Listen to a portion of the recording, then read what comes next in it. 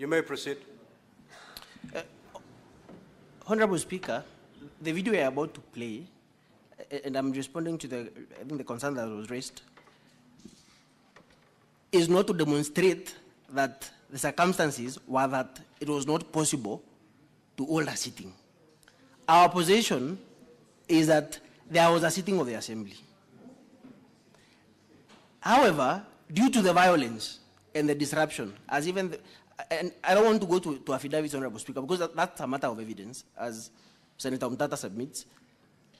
The circumstances after that sitting were that the Hansard report was vandalized, and that is why, Honorable Speaker, as we came to Senate and as we exchanged documents, the answer that was filed was not a recording of the actual sitting of the Assembly. The answer was vandalized after the sitting. So, Honorable Speaker, with your leave, if the Assembly can be allowed to, that audio recording... Honorable Senators, kindly view the recording and make your decision at a time when you're supposed to make your decision. Proceed.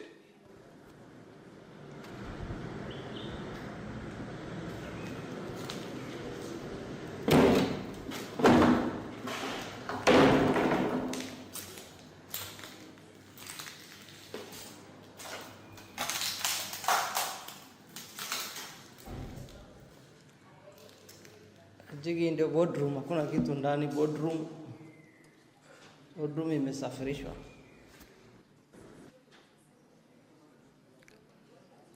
And also video number 9 that shows the office of the clerk.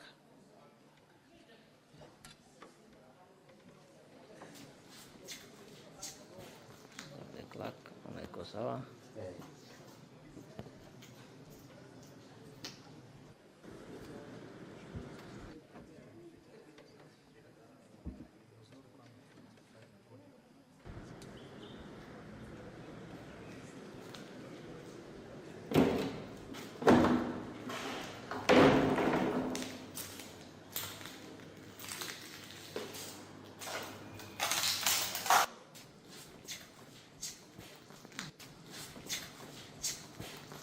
The clerk, anaiko sawa.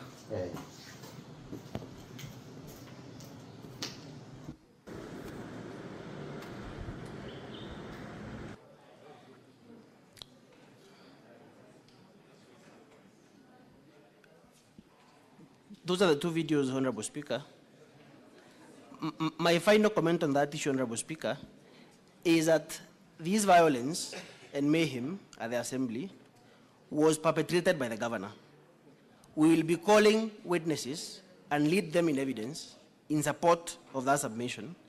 And, Honorable Speaker, it cannot be that the governor perpetrates such violence and ultimately is the beneficiary of his own violence.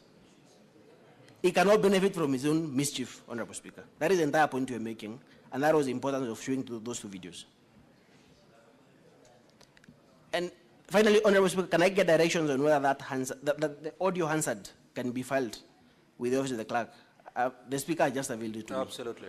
It will be considered when making the decision on this preliminary matter. I'm most obliged, Honorable Speaker. Counsel for the Governor, you may proceed. You have 15 minutes to make your rebuttal. Thank you, Mr. Speaker. May I have a sight of my time? I will take 7 minutes, and my learned colleague, Mr. Theuri, will take 8 minutes. For the record, my name is Elisha Ongoya. Allow me to start with the question raised by the leader of majority of this House on who is the clerk of the County Assembly of Isiolo. In answer to that question, Mr. Nyamodi answered, what happened to the clerk? Instead of giving a simple and straightforward answer, who is the clerk? The simple and straightforward answer is to be found in the County Assembly's own documents, volume 5, at page 8. The County Assembly has attached as part of its evidence a document signed by the clerk. That is Salad Boru Guracha. So that is the simple and straightforward answer to that question. Distinguished senators, every time you ask a question and people have to scatter around it for 5 minutes, a question that requires a name of a person, it is manifest evidence there is a problem with that team. Number two, to the question raised by Senator Ojienda, directly to me, on the question of the affidavits, whether the county assembly in fact sat, the following affidavits of the following deponents show that the county assembly did not sit on 18th of June 2025, when this motion is said to have been introduced in the House, and on 26th of June 2025, when this motion is purported to have been approved. Number one is the affidavit of Salad Boru Guracha, the clerk. Senators, you will know the role of the clerk in the business of the House, and is a person likely to know whether the House sat or not in two respects. Number one, when he is physically present, and number two, as the custodian of the official records of the House. He says by reference to both records, either by physical presence or by reference to records of the House, where he's the sole custodian, the House didn't sit. Number two is Abdi Dima Jilo, the MCA for Kina Ward, a member of the County Assembly. By virtue of being a member of the County Assembly, he's a person who can know when the Assembly has sat or not. And number three, the affidavit of Diba Abdirashid Ali, the leader of majority in the County Assembly of Isiolo. That is a member of the House Business Committee who is likely to know, number one, whether this business was ever scheduled for that day or for those days for this House, and whether the House in fact sat and transacted that business. Each of these crucial witnesses bring before you evidence that the House did not sit on 18th of June 2025, when the Assembly did not sit on 18th of June 2025, when this motion is said to have been introduced, and on 26th of June 2025, when this motion is said to have been approved. Allow me to move to the next question by Senator Mungatana on whether the decision from Meru, my apologies, there's one more affidavit I overlooked, I don't tweet, my apologies for that. There's the affidavit of Shaban Mzungu, the superintendent of police. He was the person in charge of security at this important public installation, the county assembly premises, which also houses the county governor. So it's the county government premises in Isiolo. He also confirms that there was no business transacted in the House on that day because of the circumstances to which he deponds to in his affidavit. The question raised by Senator Mungatana on whether there has been an attempt to appeal that decision and whether the decision still holds. Now, this is also another very simple and straightforward question, because an appeal is a particular act. And I expect the senior counsel, Mr. Nyamodi, to respond more directly to this question. I had him to answer what is the effect of this decision. Senator Mungatana, the simple and straightforward answer to this question is that not even a notice of appeal, forget about the appeal itself, has been lodged in respect of this decision. Not even a notice of appeal. So, not only has the county assembly not appealed this decision, they have not even shown an intention to appeal, which is normally signaled by a notice of appeal. To the question raised by Senator Cherargei, my answer is as follows.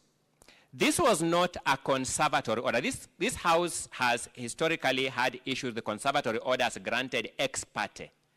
The order we have here is an order granted after hearing both parties.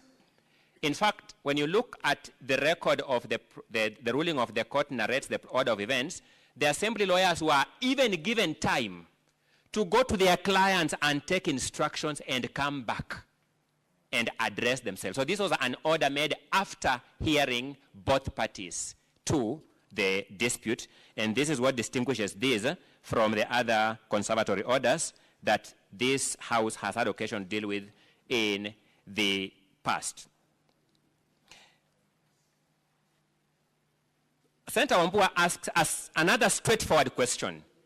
Is the motion we are dealing with in this House the same motion that the court dealt with in Meru? Senator Wambua, the simple and straightforward answer is this: yes, it is the same motion that the court declared null and void and of no effect.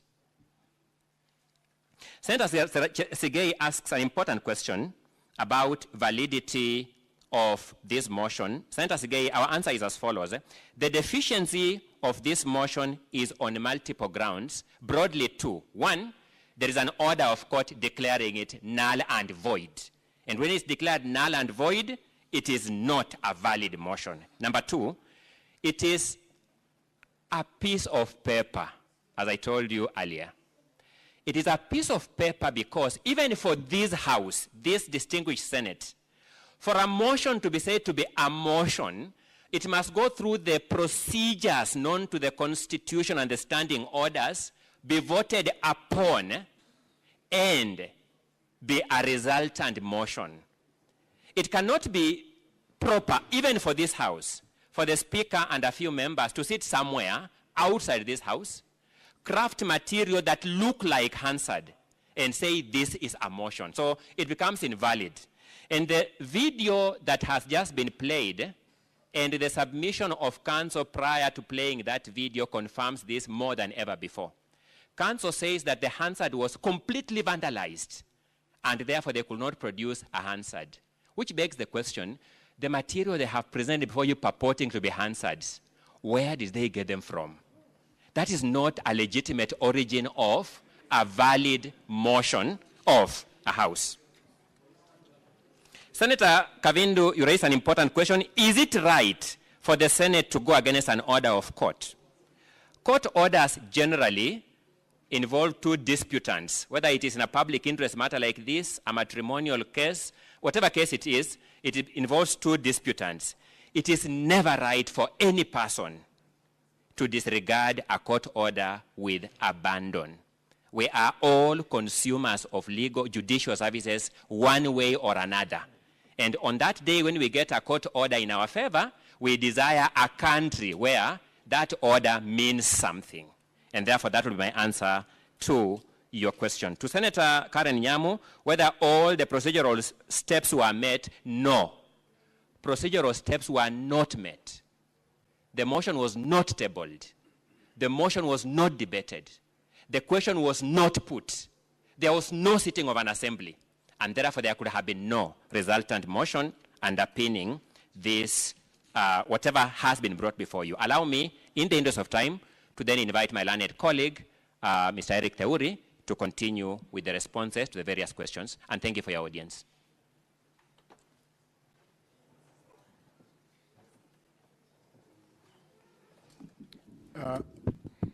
Honorable Speaker, I would take maybe a minute or two in view of the very substantive responses that have come from my colleague, Mr. Ongoya.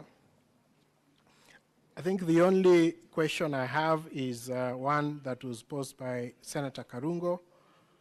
At the time when the governor was invited, he was in his office, and at 9 a.m. or at no time was there a sitting, and so there was no way that the governor could attend any sitting because none was held. There was a question that was posed by Senator Osotsi with regards to Article 159 of the Constitution, and my answer to you is that the question we are raising is not one of technicalities. It goes to the root of the dispute that is before the Senate. There must be a resolution, and in the absence of a resolution, the jurisdiction of the Senate has not been properly invoked. And so therefore it is not a technical, procedural issue that can be cured by Article 159, subsection 2, but rather it goes into the question of the merit and whether the authority of the Senate has been properly invoked, and we have submitted that that has not happened.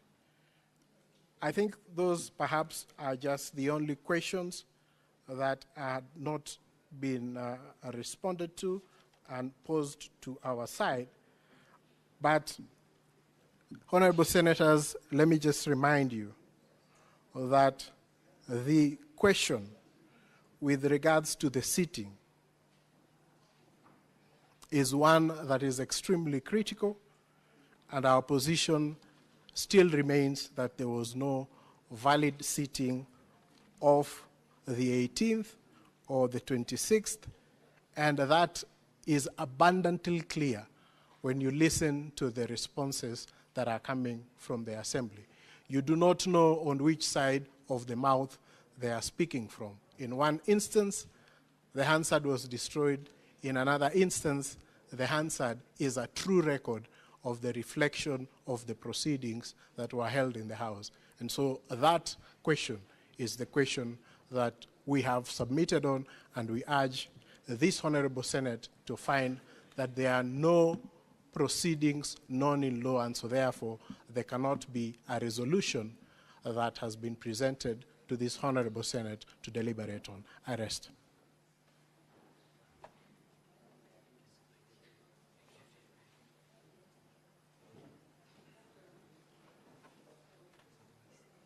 If I may, Honorable Speaker, with your leave, Honorable Speaker, I request to clarify something that Ongoya Council has misquoted me. With respect to the audio. If you go that route, we'll never come to the end of this matter. It's just one clarification. You may proceed. Honorable Speaker, what I said was stolen is the video Hansard of 26th. The audio recording of the proceedings of that day is available, and that is what we request your leave, Honorable Speaker, to file with the Office of the Clerk. The audio recording of the proceedings of 26th is available. With respect to 18th, Honorable Speaker, the audio recording was stolen when the Hansard was, that room was vandalized on 26th, but it is after that audio had been introduced into the Hansard that is now on the floor in our documents. That is the clarification I wanted to make. Thank you, Honorable Speaker. Now, Honorable Senators, having concluded the hearing of the preliminary issues raised, now pursuant to Standing Order 38, as read together with Standing Order number 1, for the convenience of the Senate, I hereby suspend the sitting for 30 minutes to allow for the preparation and circulation of a supplementary order paper that will enable the Senate to make a fair and just determination on the issues that have been raised. You may rise.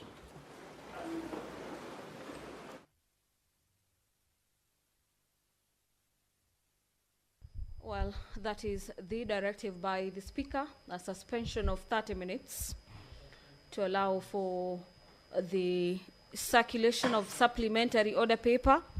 This suspension of the House for 30 minutes, the House will, after 30 minutes, resume these sittings where senators will be voting whether to continue with the hearing of the impeachment matter before the House, or the other option is whether they'll be agreeing with the Council for the Governor that indeed the preliminary objections raised before the Senate this afternoon and in the morning do hold water. And in the event that the senators vote to agree with the Council for the Governor, the matter ends there. But in the event that they do not agree with that appeal by the Defense Council, then the House proceeds to hear the matter fully before determining it on the 10th.